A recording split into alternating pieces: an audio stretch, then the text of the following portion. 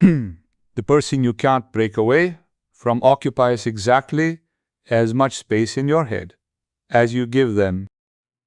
No more. That is exactly the main trap. You think about them in the morning. Think about them at night. Check your phone for no reason. Replay the same conversations, and each time convince yourself that it will pass soon. It doesn't pass because attachment is not a feeling. It is a neurochemical mechanism. And until you understand how it works, you will continue to suffer over someone who has long since stopped thinking about you. I have been working in relationship psychology for over 30 years. During this time, thousands of people with different stories, different pains, and different losses have passed through my practice. And I can say one thing with complete certainty. Most of them suffered not because they were in love, but because they didn't know how to let go. Today, I will give you 10 concrete keys, not metaphors, not empty words about time healing all wounds, but real psychological tools with mechanisms, logic, and an explanation of what is actually happening in your brain when you can't let a person go. And if you reach the 10th key, you will understand something about yourself that most people never guess. It changes everything. I want to warn you about one thing right away. What I will tell you today will be uncomfortable to hear. In some places, very uncomfortable, because true relationship psychology doesn't console, it explains. And the explanation is sometimes more painful than the pain itself. But here's the thing. If you watch this video to the end, you will have something that most people don't.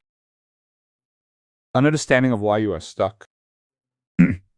And as soon as you understand this, the mechanism of attachment will begin to weaken on its own, without effort, without trying to persuade yourself. This is not magic. It is neurobiology. 10 keys. Each one is for a different level of being stuck, because people get stuck in different ways, and what helps one person doesn't work for another at all. Stay until the end. The 10th key is the most unexpected of all. What is attachment from the brain's point of view? When you fall in love or form close relationships, the brain begins to produce 3 substances: dopamine, oxytocin, and norepinephrine. Dopamine is anticipation and pleasure. Oxytocin is attachment and trust. Norepinephrine is excitement and the intensity of the experience. Together, they create a state that neurobiologists compare to a mild addiction. Literally. Studies conducted at Rutgers University under the direction of Helen Fisher have shown that the brain of a person in love reacts to the image of, gets. An addict reacts to a substance they cannot give up. This is important to understand before moving further. You are suffering not because you are weak, but because your brain is literally experiencing chemical withdrawal. And this cannot be handled by willpower alone. You need to work on this systematically. That is exactly why I call these keys, not tips. Tips do not work against brain chemistry. Keys open doors that seem locked tight. Let's begin. The first key: admit that you are not holding on to a person, but an image. This is the most important thing I will say today. And at the same time, the hardest to accept. The person you cannot let go of stopped being real a long time ago. Living in your head is a version of them, one you created from memories, from best moments, from who they could have been, from how you wanted to see them. This is called idealization. And it is a trap that is very hard to escape, because fighting an image is much harder than a real person. The real person annoyed you, sometimes disappointed you, sometimes was boring or unfair or simply tired. The image in your head is never that. The image is always at its best, always perfect in the very moment you think about it. What do you do with this? Here's the first key. Write a list. Not one where you list how good things were together, but one where you honestly, without embellishment, Describe what exactly destroyed you in this relationship, what hurt you, what you tolerated, what you didn't allow yourself to say out loud. Not to hate this person, but to bring the real person back into your head instead of the illusion. When the image starts to match reality, the attachment loses its ground, dopamine stops being fueled, and the pain you feel starts to recede a little. But here is what happens next. Many people make this list, feel temporary relief, and in a few days, return to the image again, back to the memories, back to that very same cycle. Why? Because the first key only works together with the second, and the second is of a completely different nature. The second key, stop looking for the reason within yourself. When a relationship ends, or when a person leaves, or when a bond is severed, the first thing most people do is start analyzing themselves. What did I do wrong? What should I have said differently? If I had been different, maybe things would have worked out. This is a very understandable reaction, and a very destructive one, because it keeps you inside the relationship. Psychologically, you continue to relive it, continue to look for solutions, continue to be in a dialogue with someone who is no longer near you in your head, but not in life. Moreover, this strategy is illusory. It creates a sense of control where there is none. If I understand what I did wrong, I can fix it. But there is nothing and no one left to fix. I tell my clients one thing: stop the investigation. It is over. The verdict was not rendered against you, just against this relationship. The case is closed. That doesn't mean you can't draw conclusions and grow. It means that self-flagellation is not analysis. It's a way to keep suffering while convincing yourself you're doing something. But that's only half the picture, because there is something that works better than any analysis, and most people miss exactly this. Key number 3. Understand the difference between missing a person and missing a state of being. This is where things get truly interesting and honest. I ask you to stop for a second and ask yourself one question. Do I miss him? Or rather, why do I miss him? Is it the specific person or the way you felt when you were with him? Is it his presence or the feeling of being seen, chosen, and valued? His voice or the sense of safety that you perhaps felt for the first time in that relationship? These are fundamentally different things. Fundamentally. Because if you miss this state, the feeling of acceptance, of closeness, because you had someone to talk to at night, then that state doesn't belong to that person. It belongs to you, and you can get it back without him. But if you mix these two things, the person and the state, you will keep holding on to whom? To that specific someone, convincing yourself that he is the one who is irreplaceable, that he is the only source of that feeling in your life. That is a lie your brain tells itself under the influence of dopamine. I have seen people who could not let go of their ex-partners for years. For years. When we started working, it turned out they didn't miss the specific person. They missed the only moment in their lives when they felt truly accepted, and they attribute this moment to another person, even though it is actually their own capacity for intimacy. Theirs, not his. This realization changes everything completely. But this is exactly where the hardest part begins. Because when you realize this, you face something that few people talk about out loud, something that lies much deeper. Key number 4. Don't avoid the pain, go through it. Sounds cliche? I know. But listen to what exactly I mean. Most people make the same mistake after a breakup or loss. They try to drown out the pain with work, alcohol, new relationships, endless talks with friends, late-night series, exhausting workouts, anything just to stop feeling. It's understandable. It's human, and it's a direct path to getting stuck because the pain of loss isn't the enemy, it's a signal. Your nervous system is telling you that something significant happened, that you were attached, that it matters to you. It is not a weakness. It is proof that you are alive and capable of a real connection.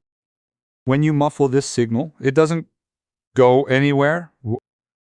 It just goes deeper and continues to work there, continues to influence your decisions, your reactions, and how you build your next relationships. Inconspicuously, but constantly, I recommend the following to my clients. Set aside time for the pain, literally, 20, 30 minutes a day. When you allow yourself to feel everything that comes up, cry if you want to, get angry if you want to, miss them if you miss them without trying to stop it, and then you close this time and go on with your day. This is called containment. And it works because the brain begins to perceive pain as a manageable experience rather than a threat that must be avoided at all costs. And here is what happens when you start doing this. You discover something you didn't expect at all. Something that flips your understanding of the situation. Key 5. Your attachment speaks about you, not about him. This is the part that most people don't want to hear. The power of attachment, its intensity, its tenacity, how hard it is for you to let go, is almost unrelated to the qualities of a specific person. It is connected to your history, to how your capacity for intimacy was formed, to what happened in your life before. Research on attachment theory, starting with the work of John Bowlby and continued by Mary Ainsworth, showed that adults replicate in romantic relationships those attachment patterns that were formed in their childhood. Anxious attachment type, avoidant, disorganized, each of them creates its own specific type of suffering after a loss. A person with an anxious attachment style will suffer more intensely and longer, will cling more tightly, will return to relationships even when they were destructive because their nervous system perceives the loss of connection as an existential threat. Not just as a breakup, but as something threatening their very existence. This is not a character flaw. It is a consequence of how they were formed. And this is why it is so important to understand. If you carry an anxious attachment style inside you, you will suffer just as much in your next relationship if you don't start working on it now. It doesn't matter who the next person is. It doesn't matter how much better they are than the previous one. The mechanism will remain the same. This is the real news. Bad and good. At the same time, it's bad. It's not about him. It was never about him, which is good, because it means you can change it yourself without his involvement. But that is only half of the revelation, because there is something else. Something about what we do with pain that makes it many times stronger, and what most people do automatically without thinking. Key 6. Stop feeding the loop. What does that mean? Every person stuck in an attachment has a loop, a set of actions they perform over and over that keep the pain alive. Checking their social media, rereading old messages, listening to music associated with them, telling friends about them, analyzing every move, and fantasizing about how things could have been different. Every time you do this, you are literally feeding a neural connection, the very one that needs to be allowed to die. Neuroplasticity works both ways. The brain strengthens the connections that are used and weakens those that are not. This is called neural pruning. The less you revisit the image of the person, the weaker the neural trace becomes, and the less pain you feel. But every time you check their profile, you renew the trace, give it new life, and prolong your suffering for a few more days. This is not a matter of willpower. It is a matter of understanding the mechanism. When you understand exactly what is happening in your brain the moment you reach for your phone, that realization itself creates a pause. And in that pause, there is a choice. Block them on social media. Not because you are angry, but because you are creating the conditions for your healing. This is nervous system hygiene, not revenge. Take them out of your field of vision, and the brain will start doing its job. But what happens when you remove them from your sight and the pain doesn't go away? When it remains, even without external triggers, that is a signal of something else. Something I call the seventh key. The seventh key. Grief is not a weakness. It is work. When a significant relationship ends, a person experiences a loss, a real loss, with all its stages: denial, anger, bargaining, depression, and acceptance. This is not a metaphor. It is a clinically confirmed process. Elizabeth Kubler-Ross described these stages regarding the death of loved ones, but psychologists have long confirmed it. The brain experiences the loss of a significant relationship using the same pattern, the same chemistry, and the same neurobiological logic. The problem for most people is that they try to skip these stages, jump straight to acceptance, or get stuck on one stage, most often bargaining, and live there for years without moving forward. Bargaining looks like this. If I had written differently back then, maybe. If we meet and talk, maybe they will change. This is bargaining, and it is a normal stage, but only if you pass through it, not if you live in it. Grief must be respected.